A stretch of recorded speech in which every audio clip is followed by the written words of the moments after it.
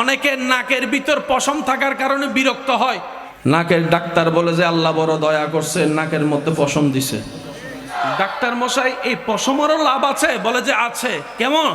তুমি তো সারাক্ষণ মাস্ক পরে থাকো না, মাস্কের ভিতরেও তো কিছু দুলা থাকে, ওই দুলা থেকে আল্লাহ তোমার ফুসফুসকে হেফাজত করার জন্য নাকের ভিতর লোমের ব্যবস্থা করে দিয়েছেন। তাই তো নবী বলেছেন সকালে ঘুম থেকে উঠলেই আগে নাকটা ধুয়ে ফেলো। চিৎকার দিয়ে বলেন সুবহান। বিজ্ঞানের সাথে, ডাক্তারের সাথে, ইসলামের সাথে বরাবর মিল। সুবহানাল্লাহ, একটু জোরে বলেন। আচ্ছা বলেন, এখানে দুলা আছে না নাই? দুলা আছে না নাই? রাস্তায় দুলা থেকে বাঁচার জন্য আমরা কি দিই? কিন্তু রাস্তায় দুলা থেকে বাঁচার জন্য কি সবাই চশমা দেন?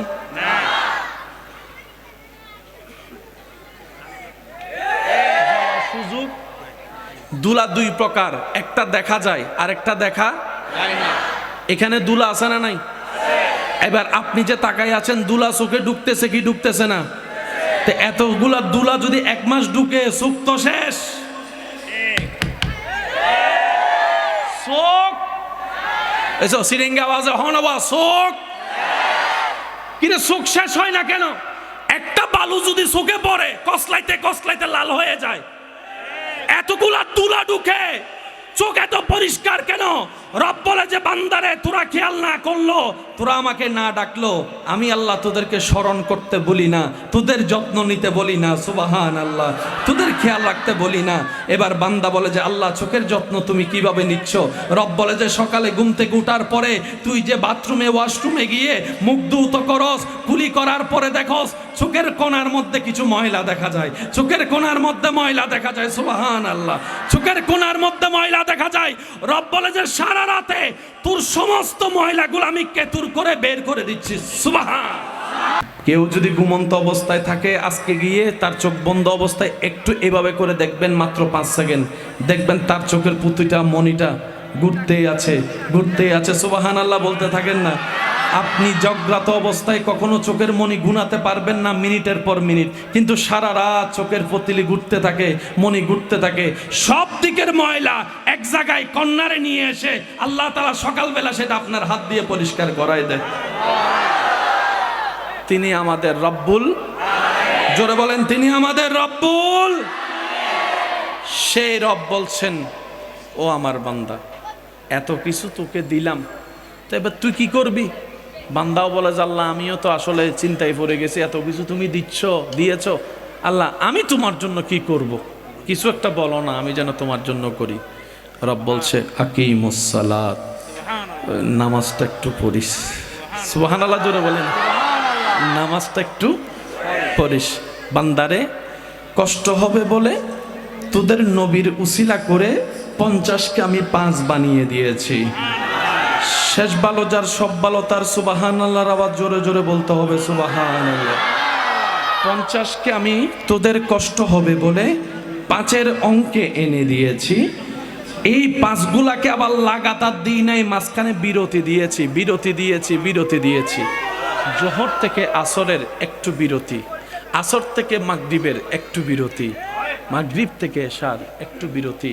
বান্দা তুই যে আমার জন্য পাগল হবি, নামাজ পড়বি, অনেক সময় দুনিয়া বুঝবে না। বউ পাগল হলে অনেক সময় স্বামীরা বুঝতে চাইবে না, স্বামী পাগল হলে অনেক সময় বউরা বুঝতে চাইবে না। তোর স্বামী হঠাৎ করে বলবে লাগাতার নামাজ দিলে আমি স্বামী চা বানাইতে বললে না করলে আবার তোকে পিটাইতে শুরু করবে। আমি চাই না তোর উপর কেউ আঘাত করুক, আমি চাই না তোর মধ্যে কেউ বাঁধা দেখ। সেজন্য আমি নামাজ দিয়েছি ফাঁকে ফাঁকে, যেন বাকি সময়টা তুই স্বামীর কাজ করতে পারিস, বউয়ের কাজ করতে পারিস। সুবহানাল্লাহ বলেন না। ওই যে ব্যবসায়িক মালিকের কাজটা যেন বুঝাই দিতে পারিস। ওই মালিকের কাজটা তুই 2 ঘন্টা কর, 5টা মিনিট এসে আমার নামাজটা আদায় করে যা, আমার নামাজটা আদায় করে যা। হ্যাঁ, আসল মালিক তো আমি, মালিক তো বেতনে না দেয়, বেতন দেওয়ার তৌফিক তো আমি আল্লাহই দিয়েছি, রিজিক তো আমি দিয়েছি। কিন্তু তোর ওই দুনিয়ার মালিকটা আমাকে ভুলে গিয়েছে, তো সে বুঝবে না, সেটাও আমি তোর জন্য বুঝিয়ে দিচ্ছি। বান্দারে তুই টেনশন করিস না, আসর থেকে মাগরিব মাঝখানে সময় কিছু বিরতি দিয়েছি, মাগরিব থেকে এশা সময় একটু বেশি বিরতি দিয়েছি। এবার বান্দা বলে যে আল্লাহ আমি বেশি আবাদত করতে চাই, আমি অনেক বেশি আবাদত করতে চাই, আমি অনেক বেশি তোমার দরবারে দাঁড়ায় থাকতে চাই। সুবহানাল্লাহ। মওলা গো তুমি এত নিয়ামত দিয়েছো, সে নিয়ামতের শুকরিয়া করতে আমার দিল চাচ্ছে, বুক ফেটে যাচ্ছে তোমাকে খুশি করার জন্য। ও মওলা আমি অনেক আবাদত করতে চাই, কিন্তু সময় তো মাঝখানে কম কম করে দিয়েছো। আল্লাহ আমাকে একটু সুযোগ দাও না, যেন আমি মন ভরে তোমার জন্য ইবাদত করতে পারি, তোমাকে খুশি করতে পারি, তোমাকে রাজি করতে পারি। সুবহানাল্লাহ। বান্দার সেই আকুতি মিনতি দেখে রব্বুল আলামিন বলে যদি আমি তোকে জোহর এবং আসরের সময়ের মতো দিই, মালিক তোকে আবার ডেকে দিবে, তোকে আবার সেই মালিক ডাকবে কাজের জন্য, চাকরির জন্য। বান্দারে যা, এশা থেকে ফজর পর্যন্ত লম্বা সময় দিলাম, লম্বা সময় দিলাম, লম্বা সময় দিলাম, আরামের জন্য ঘুমের সুযোগও করে দিয়েছি। গভীর রাতে তাহাজ্জুদ করে করে, তাহাজ্জুদ পড়ে পড়ে আমি রবের সাথে প্রেমের আলাপ করারও সুযোগ দান করে দিয়েছে। সুবহান। রাতের 3টা বাজে তোর মালিক তোকে ডিস্টার্ব করবে না, রাতের 3টা বাজে তোর স্বামী তোকে ডিস্টার্ব করবে না, রাতের 3টা বাজে তোর বউ তোকে জ্বালাবে না, রাতের 3টা বাজে তোর দুনিয়া তোকে জ্বালাবে না। সবাই ঘুমায় থাকবে, তুই দাঁড়িয়ে থাকবি, সবাই ঘুমের মধ্যে থাকবে, তুই দাঁড়িয়ে থাকবি, সবাই নিশ্চুপ হয়ে থাকবে, তুই ফিস ফিস করে আমি রবের প্রশংসায় বলবি আলহামদুলিল্লাহি রব্বিল আলামিন আর রহমানির রহিম মালিকি ইয়াউমিদ্দিন ইয়াকা না'বুদু ওয়া ইয়াকা নাস্তাইন ইহদিনাস সিরাতাল মুস্তাকিম ইহদিনাস সিরাতাল মুস্তাকিম। রব বলে বান্দা তুই চুপি চুপি পড়তে থাকবি দুনিয়ার মাটি থেকে, আমি রব শুনতে থাকবো তোর আওয়াজ, আমি রব শুনতে থাকবো তোর আওয়াজ, আমি রব তাকাই থাকবো, আমি রব রহমত দিয়ে দেখতে থাকবো। বান্দারে সবাই ঘুমাই থাকবে, তুই দাঁড়াই থাকবি অন্ধকারের মাঝখানে, সবাই ঘুমের প্রেমে পাগল, তুই থাকবি নামাজের মধ্যে। আমি আল্লাহ তোর দাঁড়ানোটা দেখব, তোর রুকু করাটা দেখব, তোর সিজদা করাটাকে দেখব, তোর সিজদা করাটাকে দেখব। ও বান্দারে তুই যখন রুকুতে গিয়ে আমি রবের প্রশংসা করবি সুবহান রাব্বিয়াল আযীম, আমি রব শুনবো। তুই যখন বলবি রব্বানা লাকাল হামদ সামিআল্লাহু লিমান হামিদা, আমি রব শুনবো।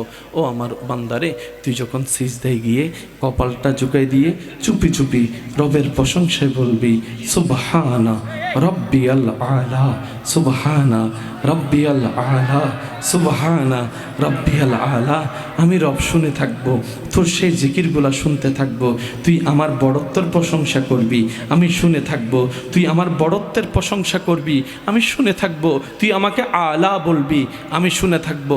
বান্দারে মনে রাখ, তোর সারা জীবনের একটা সিজদাও যদি আমার পছন্দ হয়ে যায়, একটা রুকু যদি আমার পছন্দ হয়ে যায়, একটা জিকির যদি আমার পছন্দ হয়ে যায়, সুবহানা রাব্বিয়াল আলা বলে তুই আমার প্রশংসা যদি আমার একবার পছন্দ হয়ে যায়, আমি আল্লাহ তোকে দয়া করে সৃষ্টির মধ্যে শ্রেষ্ঠ বানাই দিব। বলেন সুবহানা। সেজন্য সাধারণ বান্দা আল্লাহর ওলি, আল্লাহ বান্দার মধ্যে পার্থক্য এখানে। আমরা সেই লেভেলে যেতে পারি নাই, ওনারা আল্লাহরকে প্রিয় যতটুক লেভেলে চলে গিয়েছে।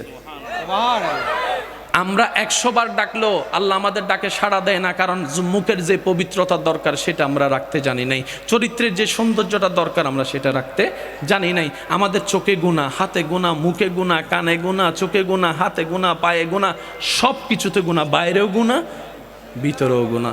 আর যারা আল্লাহকে রাজি করাই, গুণা মাফ করাই নিয়েছে।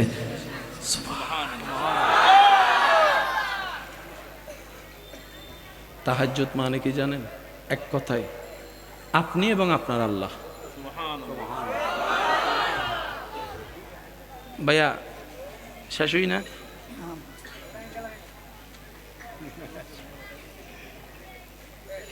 আর আনিবেন না? আমি তাহলে বিরতি দিই 2 মিনিট। না না দরকার হদুনি লাগার। কত ভালো লাগে আমার নূর নবীর নাম, আরো ভালো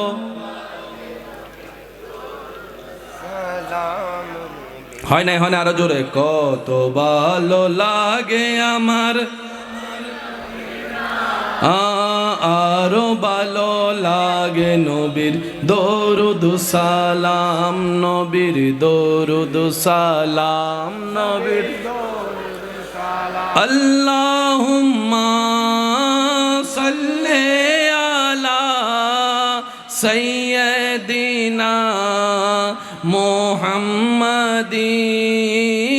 আল্লাহুম্মা সাল্লি সৈয়দিনা। সবাই মন খুলে একবার বলেন মারহাবা। এতটুক যারা বুঝতে পেরেছে একবার বলি মারহাবা। আমি সবার কাছে একটা ভাই হিসেবে অনুরোধ করছি, নিজের জীবনে কাউকে না জানিয়ে কিছু কাজ এমন রাখবেন যেটা আপনি এবং আপনার আল্লাহর ভিতরে থাকবে। আমি বুঝাইতে ব্যর্থ হয়েছি মনে হয়। আপনি যাই করেন একটা দুইটা কাজ এমন রাখেন সেটা শুধু আপনি জানবেন আর আপনার আল্লাহ জানবে। পাশে বউ বসে আছে জানতে দিবেন না, পাশে স্বামী বসে আছে জানতে দিবেন না, পাশের সামনে বন্ধু বসে আছে বুঝতেই দিবেন না, শুধু আপনি জানবেন আপনার আল্লাহ জানবেন। মনে মনে বলবেন আল্লাহ ওরা দেখে ফেলবে, দেখে ফেললে আমার জানা হবে, আমার জানা হলে মনে রিয়া আসতে পারে, অহংকার আসতে পারে, আমি দানবীর হয়ে গিয়েছি, আমি ইবাদতি হয়ে গিয়েছি। শয়তান এগুলো ব্যবহার করে রিয়ার মাধ্যমেও নামাজ নষ্ট করায় ফেলবে, অহংকার দিয়েও নামাজ নষ্ট করায় ফেলবে। আল্লাহ অনেক ইবাদত নষ্ট করছি নিজের ভুলের কারণে, আর করতে চাই না। গোপনে গোপনে করব, কেউ দেখবেও না, আমি বুঝবও না, রিয়াও আসবে না, অহংকারও আসবে না, হিংসাও আসবে না, লোভও আসবে না, কিচ্ছু আসবে না, কিচ্ছু আসবে না। আপনি বলবেন মওলা আমার রুকুটা শুধু তোমাকে খুশি করার জন্য, আমার সিজদাটা শুধু তোমাকে রাজি করার জন্য, আমার নির্গুম রাতটা শুধু তোমাকে রাজি করার জন্য।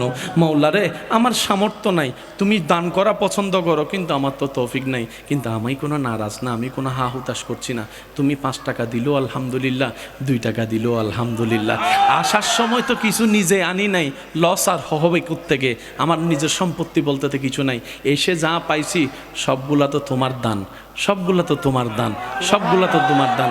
যা পেয়েছি সব তোমার দয়া, রেখেও যাব যা সেগুলো আমার না। সুতরাং পাইলেও আলহামদুলিল্লাহ, না পাইলেও আলহামদুলিল্লাহ। আল্লাহ তুমি যে দয়া করে আমাকে আজকে 10 টাকা কামাইতে দিছো, এই দেখো আল্লাহ এই 2টা টাকা আমি শুধু তোমাকে খুশি করার জন্য। তোমার একজন অভাবী হুজুরে বলে হাতে কি দিছে আমি দেখি নাই। আমার ভাইয়া বলে আমিও হাত দিতে দেখছি কিন্তু ভিতরে কি দেখি নাই। আমার চাচাও বলতেছে দেখি নাই। আমিও বললাম যে আমি তো সব কিছু দেখতেছি, তারপরেও তো আমি হাত দিতে দেখছি, দেখি নাই। বান্দাটা বলে যে দেখার তিনি দেখেছে, যে দেখার তিনি দেখেছে। সুবহানাল্লাহ জোরে বলি। অনেক সময় আমরা অনেক বড় বড় দানও আমাদের নষ্ট হয়ে যায় এই লোক দেখানো রিয়াটা চলে আসার কারণে। অনেক ইবাদতও আমাদের নষ্ট হয়ে যায় লোক দেখানো ওই রিয়াটা চলে আসার কারণে। রব বলে যে আমি জানি, আমি জানলেই চলে, মানুষ জানলে কেন, মানুষ জানলে কেন, তুই খুশি হলি কেন, আমি এই ইবাদত নিব না। এবার বান্দা বলে যে আল্লাহ 2 টাকা আমি তোমার জন্য দিছি, তোমাকে খুশি করার জন্য দিছি, শুধু তোমাকে রাজি করার জন্য দিছি। রব বলে যে যেটা কেউ দেখে না সেটা আমি দেখতে চাই, যেটার প্রতিদান কেউ দিতে চায় না সেটার প্রতিদান আমি রব দিতে চাই। তুই 2 টাকা দিছস আমার জন্য, যা আমি আল্লাহ খালেক মালেক কাদের ডান কাঁধের ফেরেশতাকে রায় করে দিলাম, আমার বান্দা আমার খুশির জন্য 2 দিয়েছে, তার আমলনামায় 2000 কোটি টাকা দেওয়ার চাইতে বেশি সওয়াব লেখার ব্যবস্থা করে দাও, আমি আল্লাহ অর্ডার করে দিলাম। চিৎকার দিয়ে বলেন সুবহান। সেজন্য বলা হয় আল্লাহর জন্য যা ত্যাগ দেওয়া হয়, আল্লাহর জন্য যা করা হয় সেগুলোর মধ্যে কোনো লস প্রজেক্ট নাই, লাভে লাভ, লাভে লাভ, লাভে লাভ। 10 টাকা থেকে 8 টাকা দিলে বাড়ে না কমে?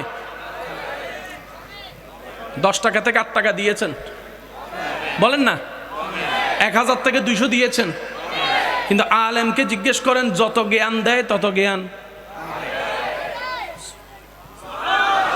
শিক্ষকরা ছাত্রকে যত পড়ায় ওনার জ্ঞান জোরে বলেন কিরে, জ্ঞান দিলে কমে না কেন? জ্ঞান দিলে খরচ হয়ে কমার কথা, এটা কমে না কেন?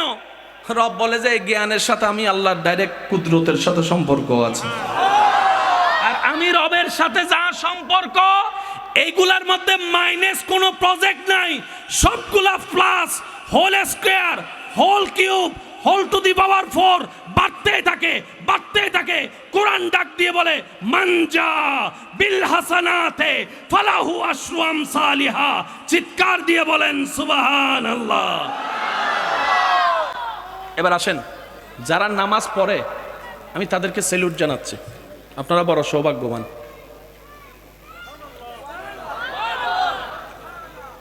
মন খুলে বললে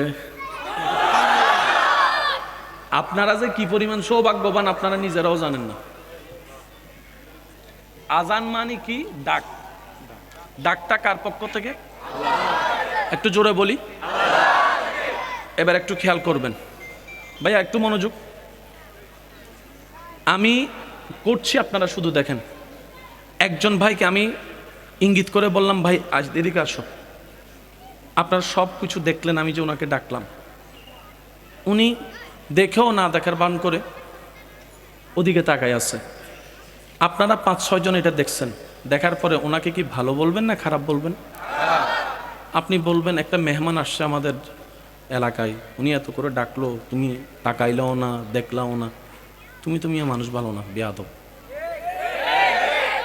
এতটুকু ক্লিয়ার? আজান মানি ডাক, আজান মানি আল্লাহর পক্ষ থেকে ডাক।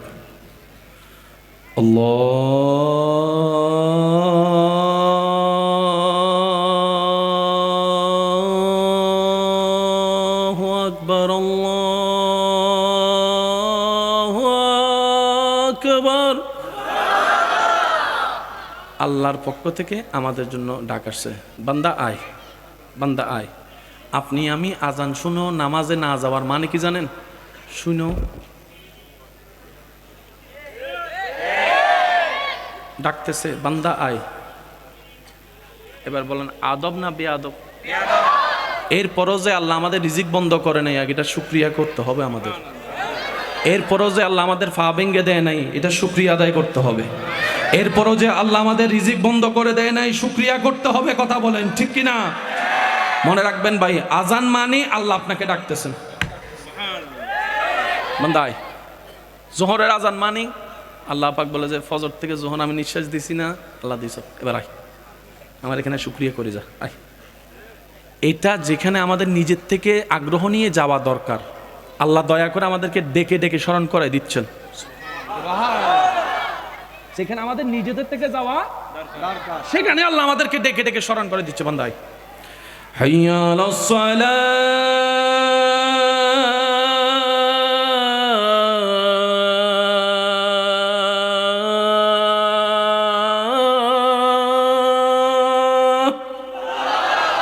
বান্দায় নামাজের দিকে। এখন যিনি বানাইছে আমাদেরকে তিনি তো বালা জানে, এই বান্দা লাভ ছাড়া এক কদমও দেয় না। আমি আমার কথা বলতেছি, আমি আপনার কথা বলতেছি না। আল্লাহ ভালো করে জানে এই বান্দা লাভ ছাড়া এক কদমও। আল্লাহ যখন ডাকতেছে মুয়াজ্জিনকে দিয়ে, এই নামাজ পড়তে আয়, বান্দা মনে মনে চিন্তা করে, আমি যদি নামাজে 10টা মিনিট সময় দিই, আমার এই 10টা মিনিট যদি বাইরে আমি সময় দিই, তাহলে 3 লাখ টাকা কামাইতে পারবো। নামাজে 10 মিনিট দিলে আমার লাভ কি হবে, আমার লাভ কি হবে, আমার লাভ কি হবে? আল্লাহ জানে। সেজন্য আল্লাহ সাথে সাথে মুয়াজ্জিনকে বলে, মুয়াজ্জিন পরেরটাও শুনাই দে আমার লুবি বান্দাদেরকে। হাইয়া আলাল ফালাহ।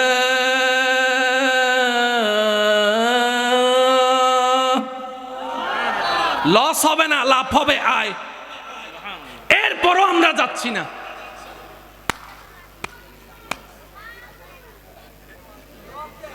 বুঝাতে পারি না মনে কথা। এরপরও যেতে পারছি না রবের দরবারে হাজিরা দেওয়ার জন্য। মনে রাখবেন ভাইরা, পৃথিবীতে যেখানে আপনি একবার মাথা নত করবেন, সেই জায়গায় মাথা আর উঁচু করে দাঁড়ায় কথা বলতে পারবেন না। কিন্তু রবের দরবার এমন মহান দরবার, যেখানে বান্দা যত মাথা ঝুঁকাবে, রব্বুল আলামিন তার মাথাকে তত সম্মানে উঁচু করাই দিবে।